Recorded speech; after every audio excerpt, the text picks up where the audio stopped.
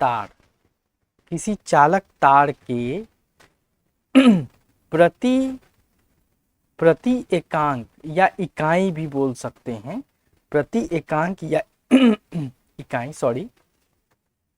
लंबाई, एकांक लंबाई पर स्थित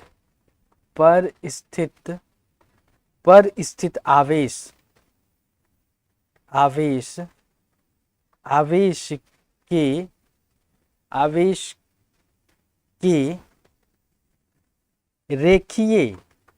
रेखीय या रैखिक घनत्व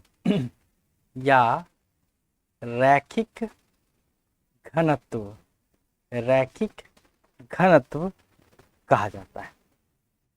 ठीक है, इसी को कहते हैं, कहा जाता है। इसे जो हम डिनोट करते हैं, आप जानते होंगे, इसे हम डिनोट करते हैं लैम्डा से। Lambda is equal to Q by L, length होता है क्यू हमारा आवेश है। तो इसका जो एसआई मात्रक होगा, इसका एसआई क्यू है, क्यू मतलब चार्ज, आवेश, तो आवेश का जो एसआई मात्रक होता है वो कूलम्ब होता है और लेंथ का मीटर होता है। तो हो जाएगा कूलम्ब पर प्रति मीटर, यानी कि जो इसका ऑप्शन होगा वो पहला ऑप्शन आपका ए हो जाएगा। मैंने पूरा फुल डिटेल से अच्छे से आपको समझाया है, आपको ये क्वेश्चन समझ में आया होगा। ठीक है,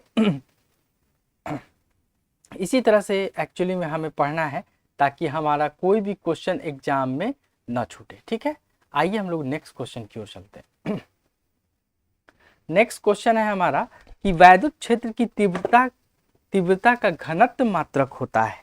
तो आप जैसा कि जानते हैं कि जो वैद्युत क्षेत्र है, वैद्युत क्षेत्र की तीव्रता, देखिए यहाँ पे मैं कोशिश कर रहा हूँ कि आपको हर चीज का अच्छे से मैं एक्सप्लेनेशन दे सकूं।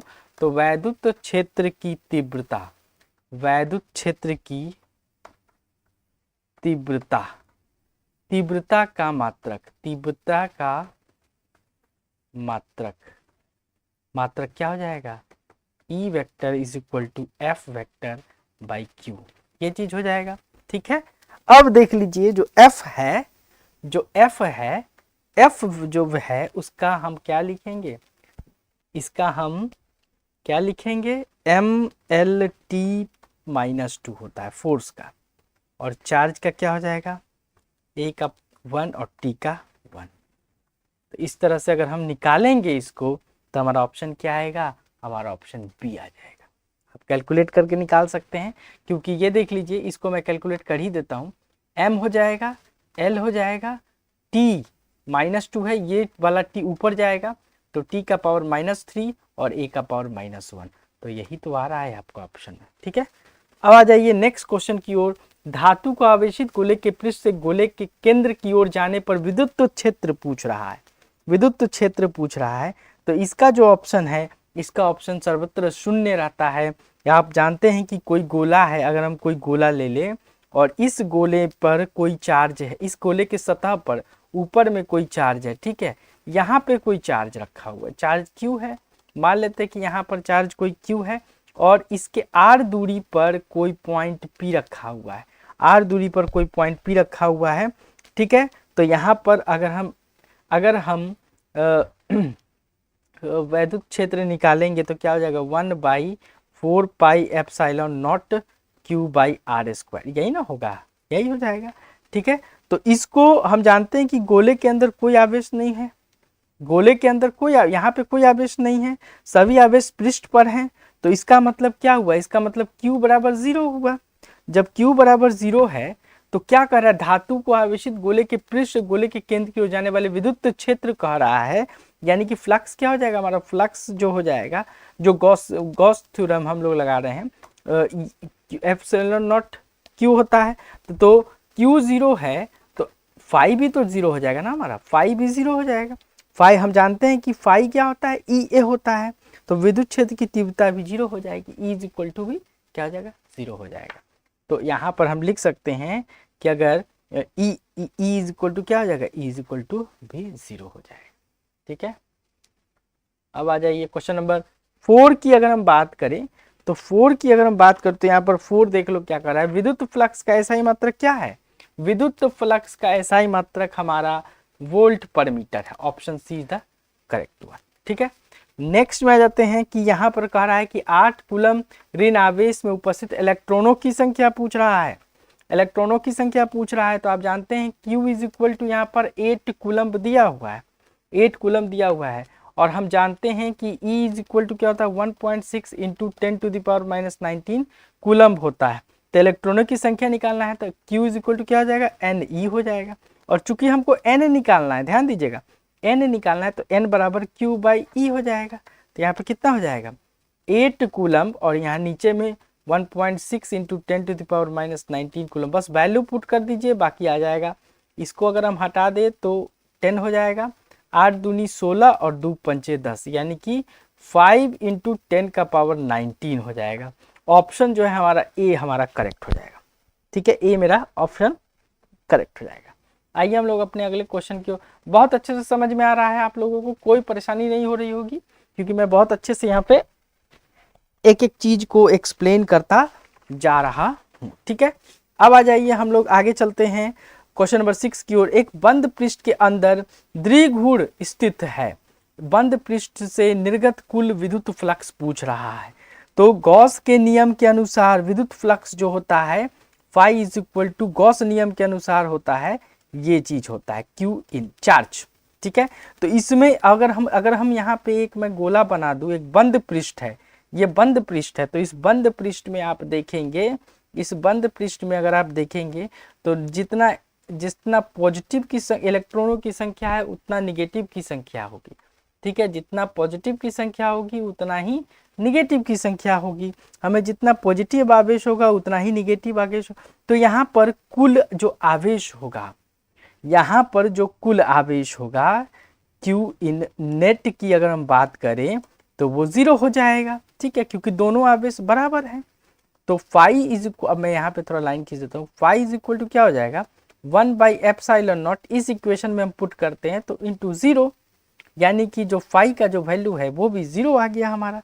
तो वैद्युत फ्लक्स क्या हो जाएगा, वैद्युत फ्लक्स क्या हो जाएगा, वैद्युत फ्लक्स भी हमारा क्या हो जाएगा, विद्युत फ्लक्स जिसको हम बोल रहे हैं विद्युत फ्लक्स, विद्युत फ्लक्स हमारा क्या हो जाएगा, विद्युत फ्लक्स भी 0 हो जाएगा। अर्थात इसका जो आंसर हो जाएगा वो 0 हो जाएगा। Option D is the correct one. समझ में आ रहा है आपको, option D is the correct one. हम अपने अगले क्वेश्चन की ओर चलते हैं। क्वेश्चन नंबर 7 आपको काफी अच्छे से समझ में आ रही होगी बातें। ठीक है, कोई दिक्कत नहीं है, यहाँ पे हम लोग अच्छे से एक्सप्लेन कर पा रहे हैं सभी चीज़ों को। ठीक है, इसलिए मुझे नहीं लग रहा है कि कोई परेशानी होगी। आइए यहाँ पे कह रहा है क्वेश्चन नंबर 6 माइक्रोफराड धारिता के 3 संधारित्र उपलब्ध हैं, तीन संधारित्र उपलब्ध है। ठीक है, संधारित्र उपलब्ध है मतलब कि यहाँ पे 3 कैपेसिटर दिया हुआ है। एक हमारा C1 दिया हुआ है जो कि 6 है, और एक C2 दिया हुआ है और एक C3 दिया हुआ है। तीनों का जो है मान वो 6 माइक्रोफराड है। तीनों का मान क्या है 6 माइक्रोफराड है। ठीक है, अब यहाँ पे न्यूनतम पूछ रहा है, उनके द्वारा प्राप्त न्यूनतम एवं अधिकतम धारिता पूछ रहा है। तो यहाँ पे अगर न्यूनतम के लिए हम बात करें, न्यूनतम के लिए अगर हम बात करें यहाँ पे, तो हम इसे श्रेणी क्रम में समायोजित करेंगे धारिता को। ठीक है, श्रेणी क्रम में क्या करेंगे हम समायोजित करेंगे। तो श्रेणी क्रम की अगर हम बात करें तो श्रेणी क्रम में क्या हो जाएगा, सीरीज में होगा जिसको हम बोलते हैं। ठीक है, श्रेणी क्रम में सीरीज में होगा। तो अगर हम यहाँ पे बात करें, ठीक है, तो जो श्रेणी क्रम में समायोजित करेंगे और जो पूर्ण धारिता मिलेगी उसे CS हम लोग डिनोट कर देंगे। ठीक है, तो यहाँ पे मैं C1 C2 C3 तो हम लोग जानते हैं।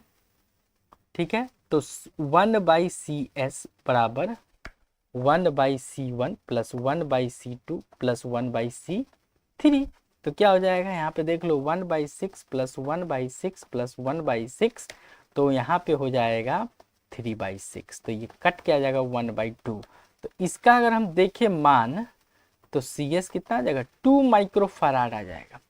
वहीं तो ये जो है ये हमारा क्या आ गया, ये जो मेरा आया ये वाला पोर्शन, ध्यान देना, ये न्यूनतम धारिता का मान आया, न्यूनतम धारिता का मान आया। ठीक है, ये न्यूनतम धारिता का मान आया। अब अधिकतम धारिता का मान, अधिकतम धारिता का मान कैसे निकालेंगे? तो Cp बराबर C1 plus C2 plus C3 इस तरह से निकालेंगे। तो 6 प्लस 6 प्लस 6 तो ये मेरा जाएगा 18 माइक्रोफराड। ये क्या हो गया? ये अधिकतम धारिता का मान हो गया। अधिकतम धारिता का मान ये हो गया, यानी कि इसका जो आंसर आएगा वो 2 माइक्रोफराड और 18 माइक्रोफराड।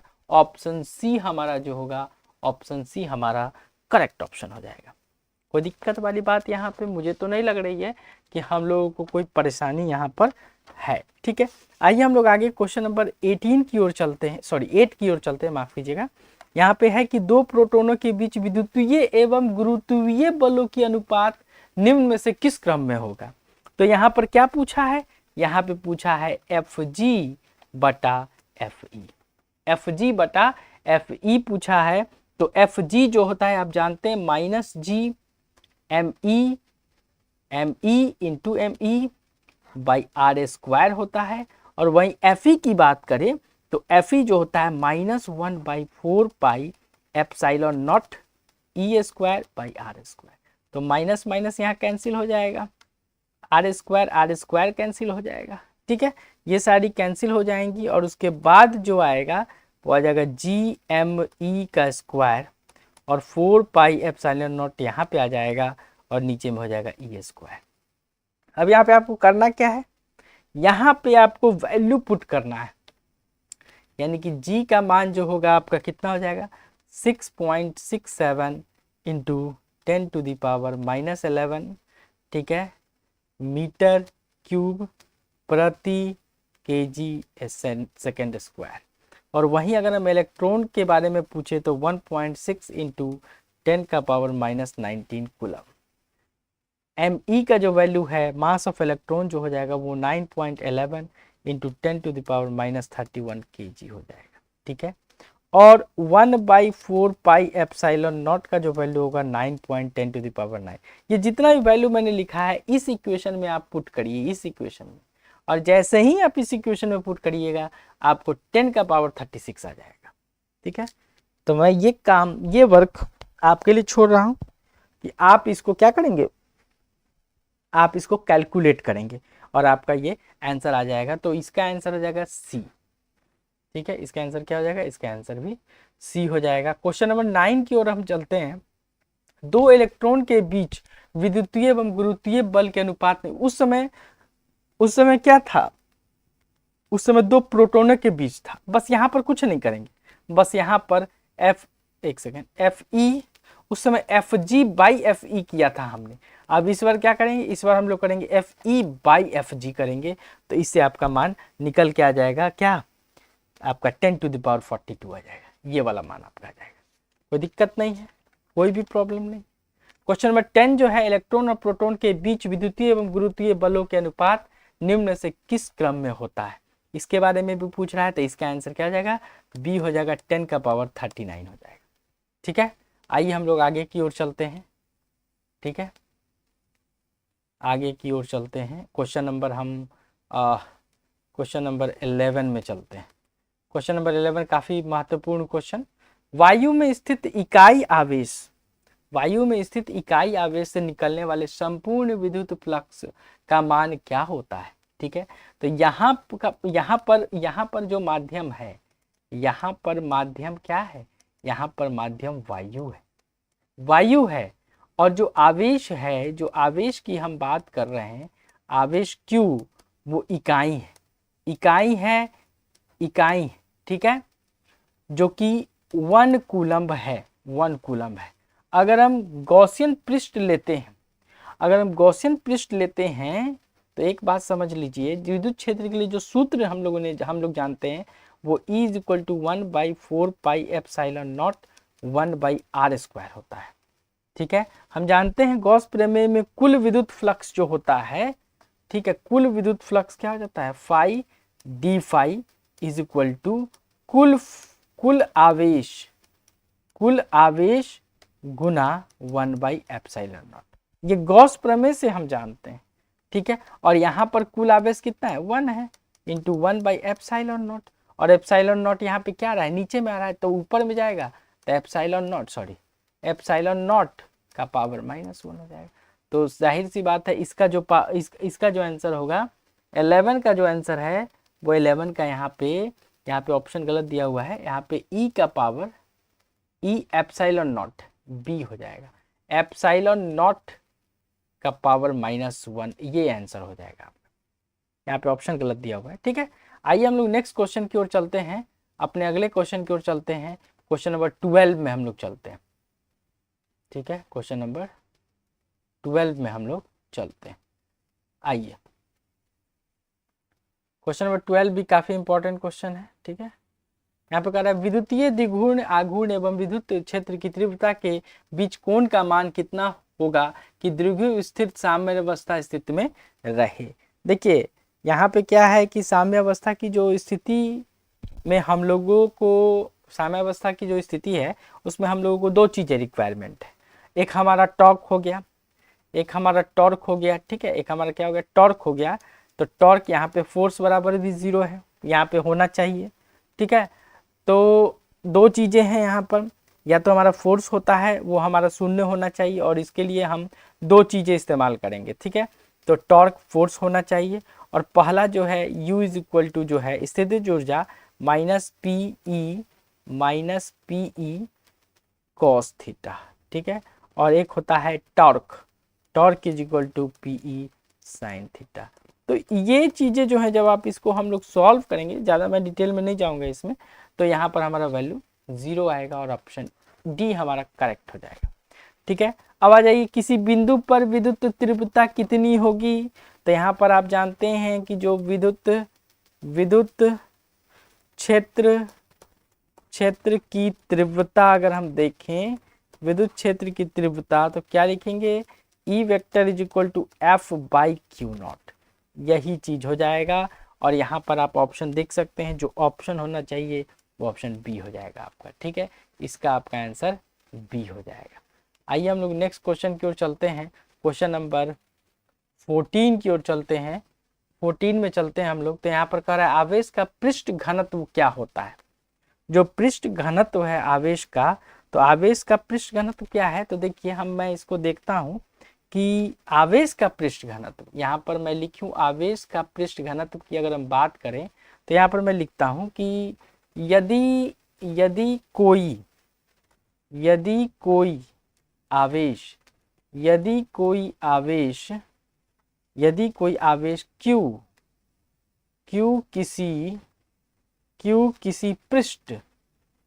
Q किसी पृष्ठ के क्षेत्रफल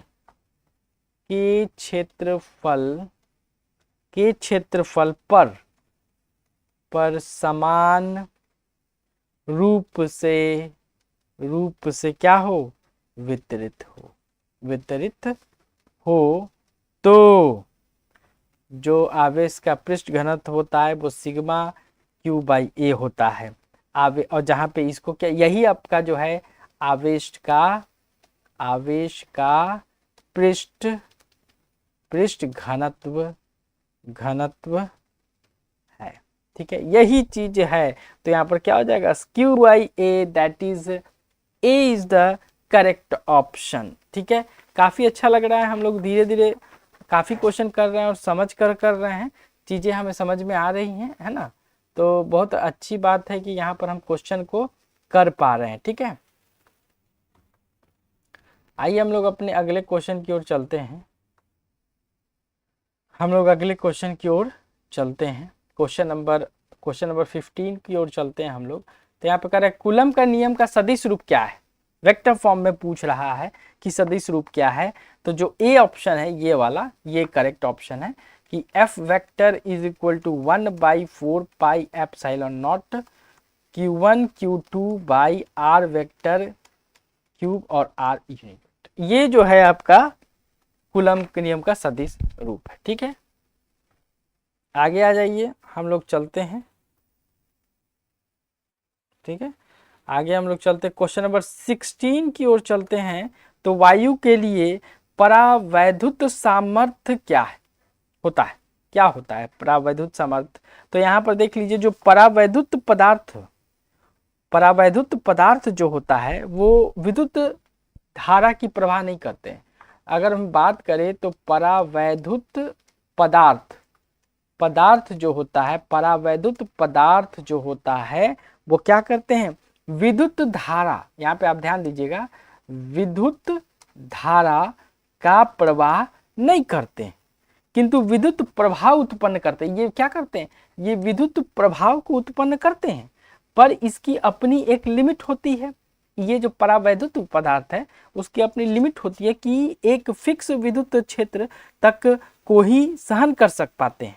उससे ज़्यादा अगर विद्युत क्षेत्र डाल दिया जाए इसमें तो वो चालक की तरह बिहेव करने लगते हैं, मतलब उनसे धारा बहने लगती है। तो यहाँ कह रहा है कि वायु का, यहाँ पे देखिए क्या कर रहा है, वायु का परावैद्युत सामर्थ्य होता है, मतलब वायु कितना सह सकता है, मतलब वायु कितना सह सकता है, वायु कितना सह सकता है ना। तो याद रखिए कि वायु जो है 3 × 10⁶ वोल्ट पर मीटर तक के विद्युत क्षेत्र को सह सकता है, यानी कि ऑप्शन नंबर क्या हो जाएगा यहाँ पे, ए इज द हमारा करेक्ट ऑप्शन। अगर हम 17 क्वेश्चन की बात करें तो निर्वात पर परावैद्यांत क्या होता है, तो इसका जो ऑप्शन हो जाएगा वो हो जाएगा 8.85 × 10⁻12 F/m। ठीक है, अगर हम अगले क्वेश्चन की ओर चले, क्वेश्चन नंबर 18 पे हम चलते हैं। हवा में एप्सिलॉन आर का क्या मान होता है, तो हवा में जो मान होता है एप्सिलॉन आर का जो मान होता है वो 1 होता है। ठीक है, क्वेश्चन नंबर 19 की ओर चलते हैं। क्वेश्चन नंबर 19 क्या है, ये छोटा छोटा क्वेश्चन है। विद्युत क्षेत्र में एक आवेशित कण पर लगने वाला बल का मान क्या होता है। ठीक है, तो जो विद्युत क्षेत्र में आवेशित कण पर जो विद्युत क्षेत्र है उस आवेशित छत पर जो बल लगता है वो Q E लगता है ना। और हमारा इस MCQ का जो अंतिमवा क्वेश्चन है वो है, इसको हम लोग देख लेते हैं कि जो अंतिम क्वेश्चन है उसको हम लोग कैसे हम लोग देखेंगे। ठीक है, तो ये कह रहा है कि 5 कूलम, ध्यान दीजिएगा, 5 कूलम जो है, 5 कूलम को 2 बराबर तथा विपरीत आवेश परस्पर 5 सेंटीमीटर दूरी पर रख, इसका निकाय का विद्युत द्विघूर्ण आघूर्ण क्या है। मतलब कि देख लीजिए दो चार्ज है यहाँ पर, एक -Q है एक +Q है, यही बात ना कर रहा है, एक +Q है, इन दोनों के बीच में जो दूरी है वो 5.0 सेंटीमीटर, दोनों 5-5 कूलम का है। 5 कूलम यहाँ भी है और यहाँ भी 5 कूलम है, कोई दिक्कत नहीं है। तो यहाँ पर अगर हम बात करें तो जो वैद्युत द्विघूर्ण आघूर्ण होता है, विद्युत द्विघूर्ण द्विध्रुव आघूर्ण जो होता है उसकी परिभाषा क्या कहती है, उसकी परिभाषा करती है कि दोनों चार्ज होने चाहिए इक्वल इन मैग्नीट्यूड, लेकिन दोनों अपोजिट नेचर के होने चाहिए, दोनों के बीच में एक दूरी होनी चाहिए। तो ये होता है चार्ज गुने लेंथ, तो यहाँ पर चार्ज क्या है 5 है और लेंथ क्या है 5 × 10⁻²। ठीक है, तो जब इसको आप कैलकुलेट करेंगे तो 25 × 10⁻² कूलम्ब मीटर, और ये जो आ रहा है आपका 25, यानी कि आंसर बी जो है हमारा ये करेक्ट ऑप्शन है। ठीक है, तो आज के लिए इतना ही। ये आने वाले आपके एग्जाम में काफ़ी इंपॉर्टेंट है, इसका प्रिपरेशन आप करते रहिए।